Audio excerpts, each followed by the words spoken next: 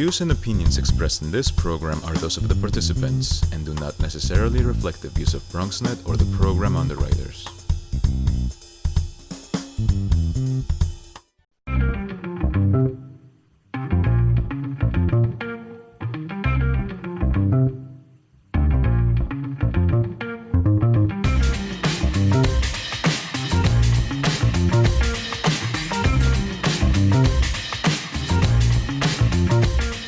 Good evening and welcome to the Bronx Buzz. This is BronxNet's program where we talk to writers and journalists and photographers and videographers, really anybody putting stuff out in the Bronx, and try and find out what's in their heads and also get a little insight into the news and things going on. And we have two really good guests this evening. The first one is with us right now. It is my longtime friend and colleague, Jarrett Murphy, the editor of City Limits. Nice to have you with us, Jarrett.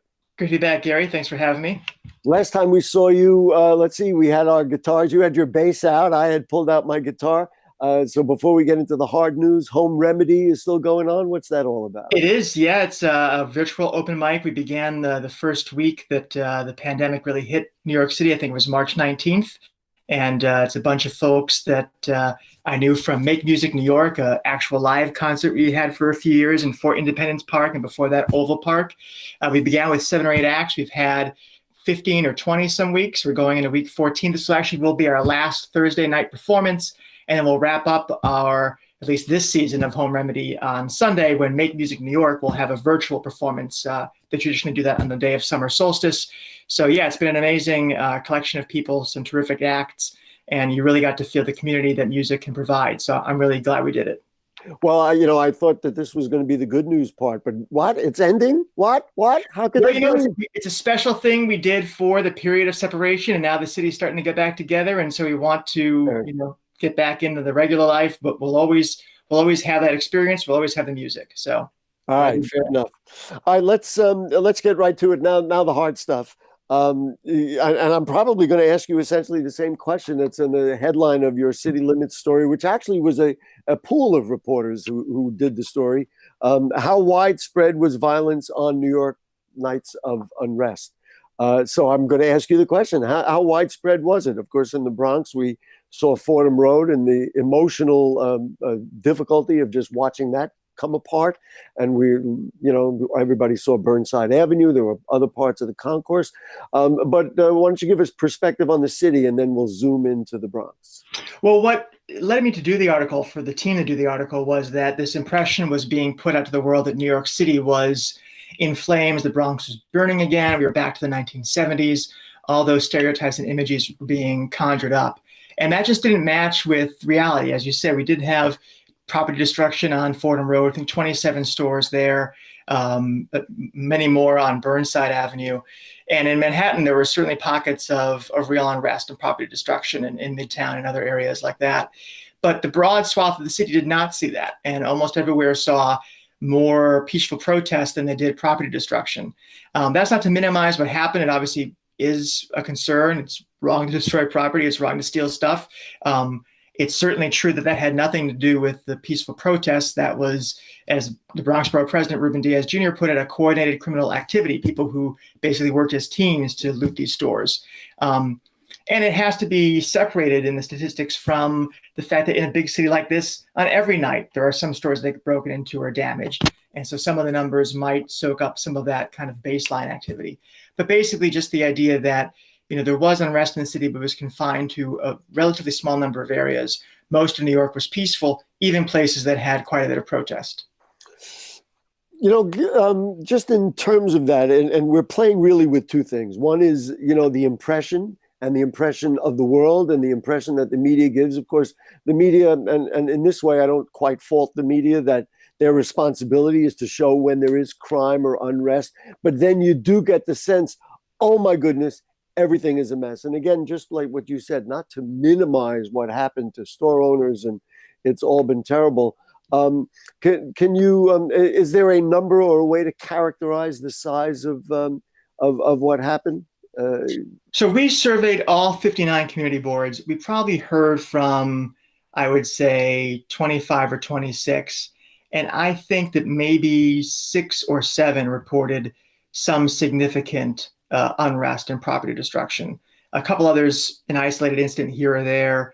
In some cases, it was difficult to tell if that was connected to the looting that was using the shadow of the protest, or if it was just regular stuff. But so, certainly a part of the city and important parts of the city. Fordham Road, Burnside are obviously important commercial corridors.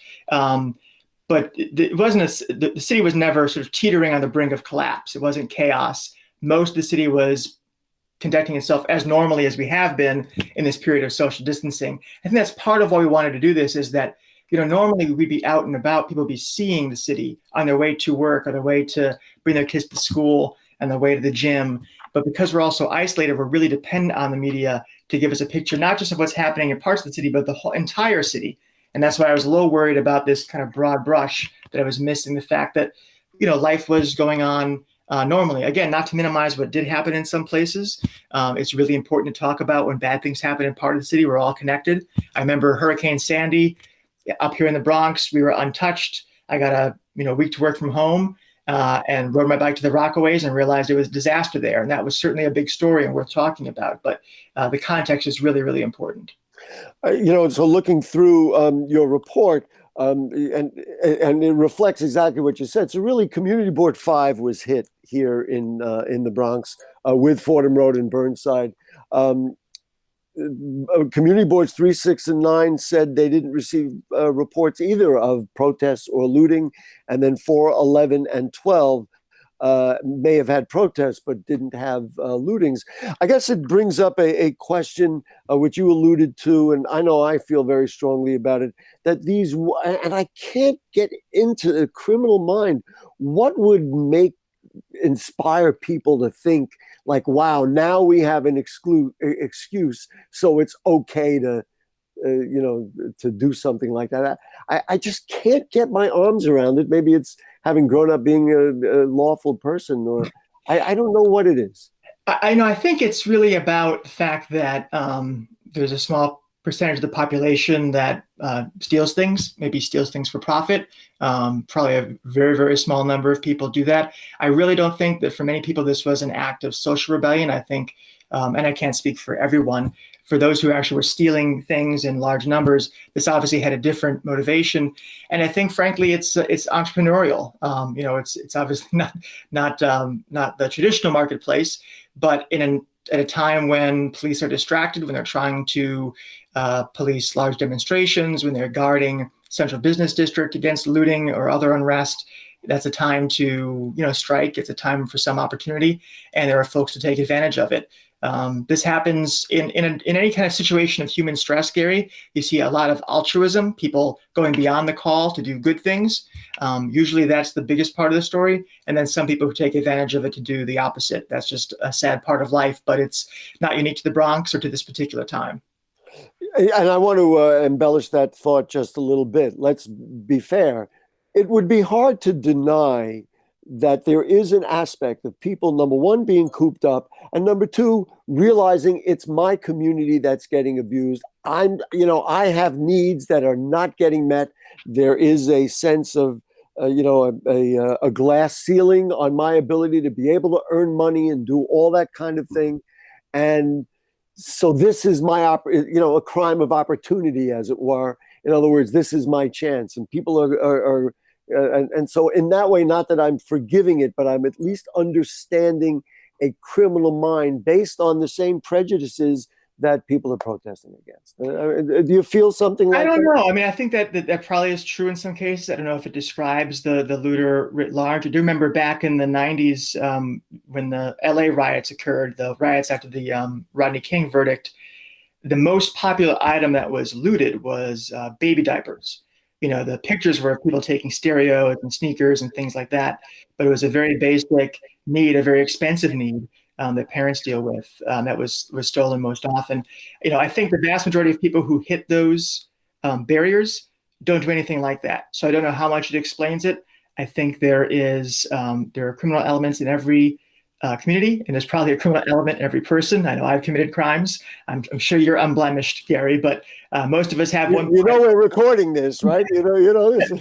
Statute of limitations is a great thing, but I think that's there for most of us, and I would be exceeding my writ to try to psychoanalyze the looters as much as you have. Let's end this somewhat difficult discussion on a positive note, and that positive note is the stories that have come out about rejuvenation of these businesses. There was a painting company that came into Fordham Road and working with the businesses to help them, and there have been incredible stories of business owners who are being innovative. There was a design group that reoriented its product line so that it could, work with people, and give them what they needed during this time.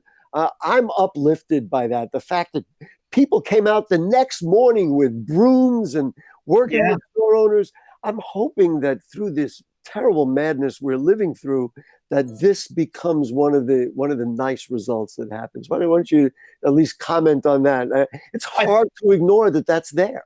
It's totally true. I mean, that story about the next morning, totally unorganized groups of young people coming out to sweep up glass. It's reflective of the fact, Gary, that in the Bronx, that spirit is what brought us back from those dark days of the 70s that all these stereotypes come from.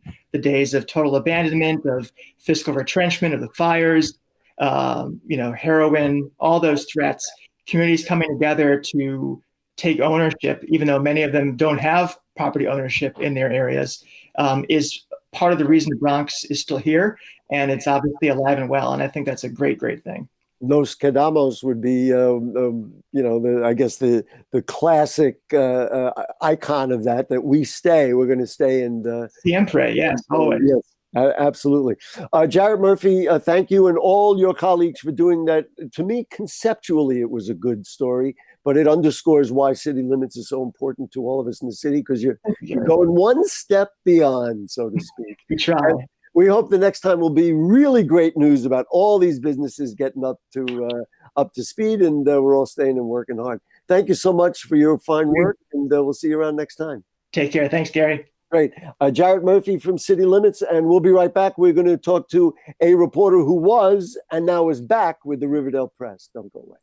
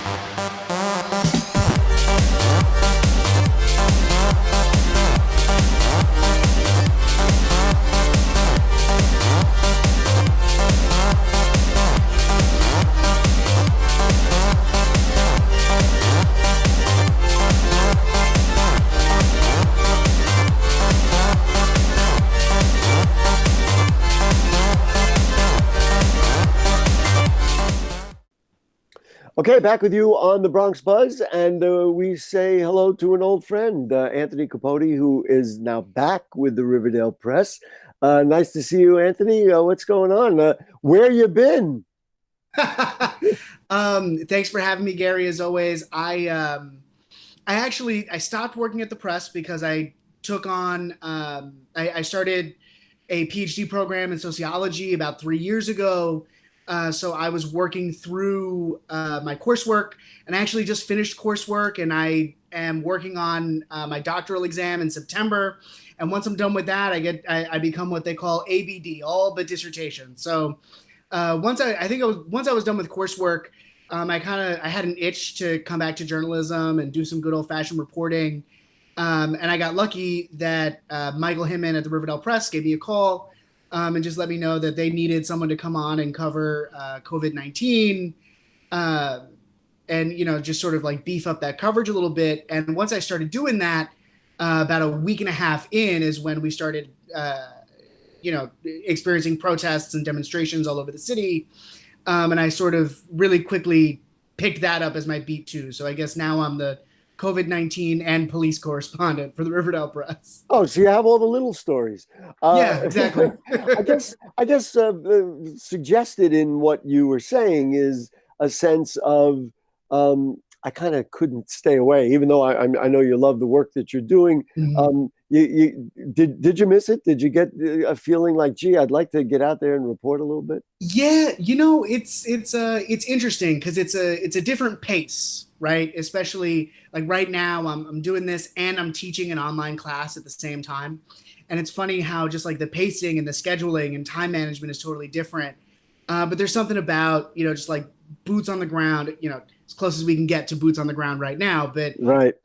boots on the ground reporting and spending all day talking to sources, writing up fun stories. It's funny how much it energizes me, in a really, really fun way. So it is hard to stay away. It's in your blood, dude. There's nothing you can do about it. Anyway, let's get to it. There was this story that was in the Riverdale Press, and I thought it was very interesting, not only for the specifics of what it talked about, but kind of to understand the implications. It was almost like a subtle story, and that was the story you wrote about rumors swirl, but no one knows from where. So this was a protests that were alleged to be coming to a section of Riverdale. Rather than me try to restate it, why don't you say what happened and let's get into it? It's interesting because I think if I were going to give like the New York Post summary of the story, it would be there was a protest that never was, and then suddenly it was. But it had absolutely nothing to do with the original rumor. So at some point last week, or I guess 2 weeks ago now, someone somewhere started a rumor that there was going to be some protest at Seton Park, and that police officers believed, and the 50th precinct believed, that it was going to somehow turn violent. And suddenly all these co-op boards, from the Whitehall to the Manor Estates, I mean, pretty much every big co-op in North Riverdale and Spuyten Duyvil suddenly sent out these letters to members of the co-op and people in the community, basically saying that there was going to be this protest at Seton Park, that the NYPD had told them specifically that there was going to be this protest, and that they should expect barricades, and they are going to be increasing security in their buildings, and they should be worried about increased police presence, yada, yada, yada. And basically, as soon as this rumor started getting popular, especially on social media, we pretty much immediately jumped on it. And actually that night, I believe it was a Tuesday night, that I was sort of just trying to wrap up production, which is the night that we produced the paper. Someone told me that the NYPD was informing people that they were expecting looters that night. And so I managed to get on the phone with the police department, and folks at the 50th precinct basically said, we've been going up and down Broadway telling businesses that they might want to think about boarding up their windows, that looters might be coming to the area. And that turned out to be really nothing. I mean, there was one pawn shop that had some windows smashed, another T-Mobile that had some windows smashed. But they never mentioned anything about Seton Park. And the crime and politics reporter at the Press, Kirsten Brennan, she and I were working on this story, and she brought up the Seton Park demonstration. And then I was on the phone with Jeffrey Dinowitz. So wait a minute. So here's the thing. Everybody was talking about it, and there's so many levels to analyze it. Everybody was talking about it, but nobody seems to know where it originated. Nobody knows. The police department never, like community affairs, never said, "Don't worry," or "It's not happening." It's like, where did it come from? We don't know. The closest that I was able to get to the source of the rumor, so what we found is basically the first building to send out any notification was the Whitehall Club. And so I called Jeff Murdler, who's the president of the Whitehall's co-op board, and asked him, where did you get this information? Did you get it from the NYPD? And what he told me is that he got it from some unnamed source who said that person had got it from the NYPD. All right. So here's what I want to unpack here. Number one, this is the kind of, I hate to use the word systemic, but the kind of inference about race and about ethnicity that is what is being protested against. So that's number one. Number two, and maybe I should have put this first. I really believe in, and I don't know that I've said this in public yet, maybe in a couple of little Facebook posts, that the city was very embarrassed about the night of looting, and that they spent, which was June 2nd. And then they spent the rest of the week trying to catch up. And so they spent all this time warning everybody. Every time they heard of something, they warned them that something might happen because they themselves had got caught flat-footed, so to speak.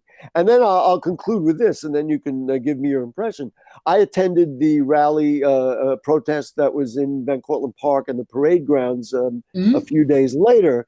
And the 50th precinct was there, and they were lined up on Broadway, standing there, not in riot clothes, but it was a large gathering, and certainly you don't want the potential for anything to happen.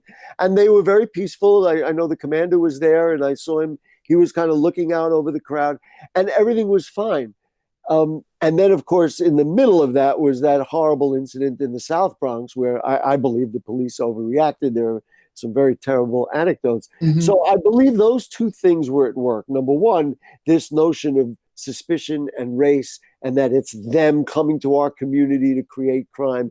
And then the second thing is that the NYPD and the city was caught flat-footed.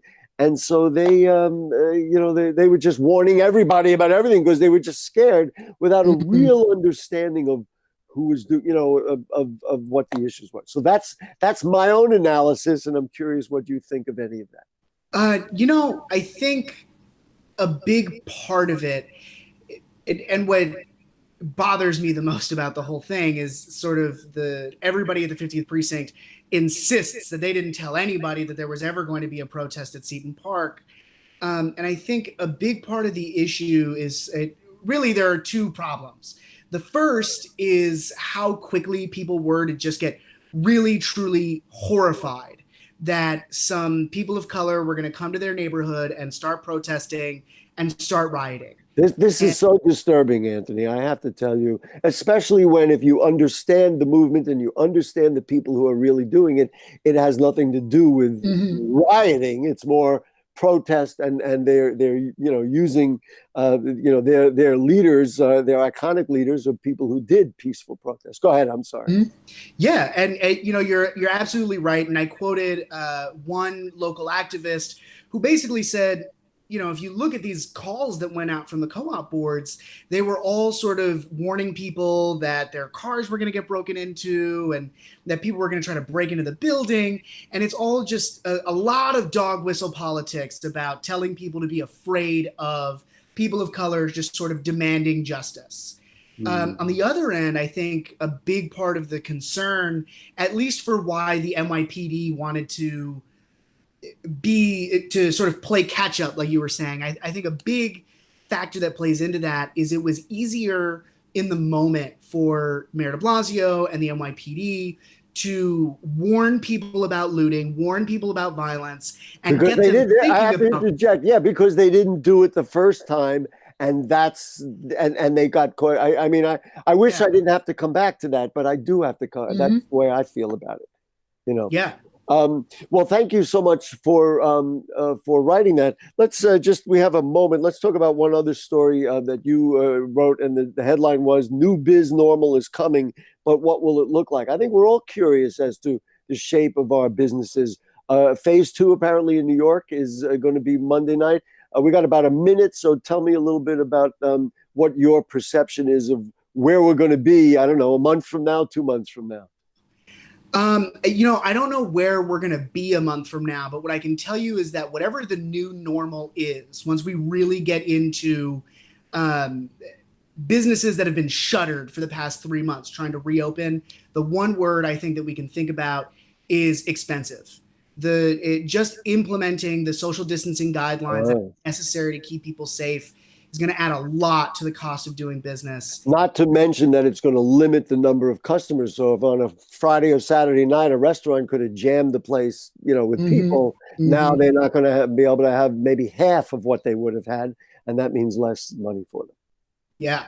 Yeah. Oh. And I mean, small businesses in the Bronx have lost 90% of their normal revenues. Yeah, it's a fascinating thing. I'm hoping that things like, redoing these attitudes that caused that very hurtful rumor, and also getting the city a real vision about, who we are, who people are. And I think if we can do that, we'll be in a better place. Anthony Capote from the Riverdale Press, don't go away again. We need you here. Whatever happens, happens. So you'll be there for a little while at least, right? A little bit, at least until the PPP runs out. So we'll see how that goes. All right. Well, everybody's going to benefit. Anyway, thank you so much for your time this evening. Also, we want to thank our buddy Jarrett Murphy for joining us in the first segment. And we'll see you Bronx Talk on Monday night. We're going to get right into the policing thing. We'll have Senator Jamal Bailey, who will talk about the passing of 50A. And I will also bring on a retired police detective who's going to let you know what he thinks ought to be done with revising our police laws, rules, and practices. Anyway, we'll see you all next week. Goodbye.